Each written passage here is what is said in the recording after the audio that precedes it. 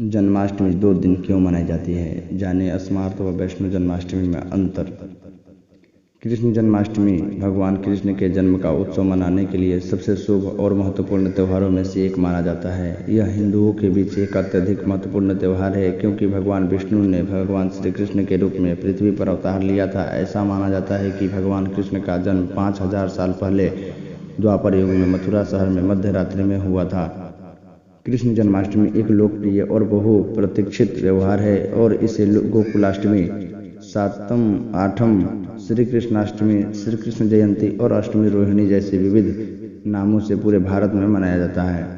इस अवसर पर मंदिरों को सजाया जाता है, कीर्तन गाए जाते हैं, घंटियां बजाई जाती हैं, शंख बजाया जाता है और भगवान कृष्ण की स्तुति में संस्कृत के भजन गाए जाते हैं।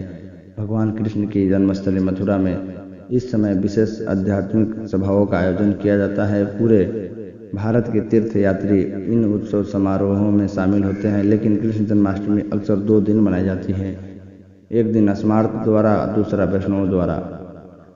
जानते हैं क्यों होती है स्मार्त और वैष्णव की जन्माष्टमी अलग अलग दिन। 2 कृष्ण अष्टमी तिथियां क्यों हैं?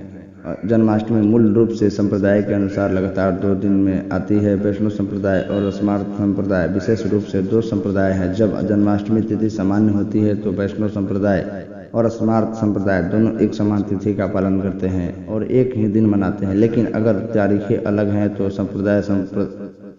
स्मार्त संप्रदाय पहली तारीख को मनाता है और वैष्णव संप्रदाय बाद की तारीख को मनाता है। उत्तरी भारत के लोग एक मत का पालन करते हैं और उसी दिन श्री कृष्ण का जन्म दिन मनाया जाता है। यह इस्कॉन के आधार पर आधारित है, जो एक वैष्णव सिद्धांतों पर आधारित समाज है। इस्कॉन के अनुयायियों की अधिकतम संख्या वैष्णववाद के अनुयायी भी हैं। स्मार्त अनुयायी कृष्ण जन्म तिथि का पालन नहीं करते हैं, जो इस्कॉन पर आधारित है, क्योंकि वे स्मार्त अनुष्ठानों और वैष्णव अनुष्ठानों के बीच अंतर देखते हैं। वैष्णव संस्कृति अष्टमी तिथि और रोहिणी नक्षत्र के लिए प्रतिबद्ध है और वे उसी के अनुसार त्यौहार मनाते हैं, लेकिन स्मार्त संस्कृति सप्तमी तिथि को पसंद करती है। वैष्णव अनुयायियों के अनुसार कृष्ण जन्माष्टमी का त्यौहार हिंदू कैलेंडर की 9वीं और अष्टमी तिथि को आता है। जन्माष्टमी उत्सव का महत्व। हिंदू कैलेंडर के अनुसार श्री कृष्ण जन्माष्टमी का अवसर भाद्रपद महीने में कृष्ण पक्ष के 8वें दिन मनाया जाता है। श्री कृष्ण जन्माष्टमी आमतौर पर रोहिणी नक्षत्र में अगस्त सितंबर में पड़ता है। श्री कृष्ण जन्माष्टमी का एक दिलचस्प और महत्वपूर्ण पहलू दही हांडी की रस्म है। दही हांडी का उत्सव भगवान श्री कृष्ण की सबसे प्रिय गतिविधि को दर्शाता है। श्री कृष्ण जन्माष्टमी आधी रात तक मनाई जाती है क्योंकि उस समय भगवान कृष्ण का जन्म हुआ था। कृष्ण जन्माष्टमी कथा। धर्मशास्त्रों के अनुसार श्री कृष्ण का भाद्रपद माह के कृष्ण पक्ष की अष्टमी तिथि को मथुरा में हुआ था। पौराणिक कथाओं के अनुसार कंस ने अपने पिता उग्रसेन राजा की राज गद्दी छीनकर जेल में बंद कर दिया और स्वयं को मथुरा का राजा घोषित करेगा। कंस की एक बहन थी जिनका नाम देवकी था।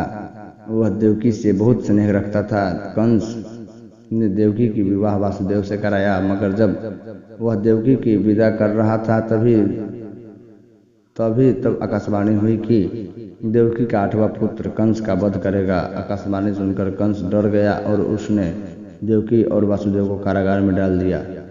इसके बाद क्रूर कंस ने देवकी और वासुदेव के 7 संतानों को मार दिया, लेकिन जब देवकी की 8वां संतान का जन्म होने वाला था तब आसमान से बिजली कड़क रही थी। मान्यता के अनुसार मध्य रात्रि 12 बजे जेल के सारे ताले खुद ही टूट गए और वहां की निगरानी कर सभी सैनिकों को गहरी नींद आ गई और वो सब सो गए। कहा जाता है कि समय भगवान विष्णु प्रकट हुए और उन्हें वासुदेव देवकी को बताया कि वह देवकी के कोख से जन्म लेंगे। इसके बाद उन्होंने कहा कि वह उन्हें यानी उनके अवतार को गोकुल में नंद बाबा के पास छोड़ आए और उनके घर जन्मी कन्या को मथुरा लाकर कंस को सौंप दे। इसके बाद वासुदेव ने भगवान के कहे अनुसार किया। वह कान्हा को नंद बाबा के पास छोड़ आए और गोकुल से आई कन्या को कंस को सौंप दिया। नंद और यशोदा ने कृष्ण को पाला और श्री कृष्ण ने कंस का वध किया। जन्माष्टमी के अवसर पर लोग श्री कृष्ण की पूजा करते हैं तथा धूमधाम से इस त्योहार को मनाते हैं।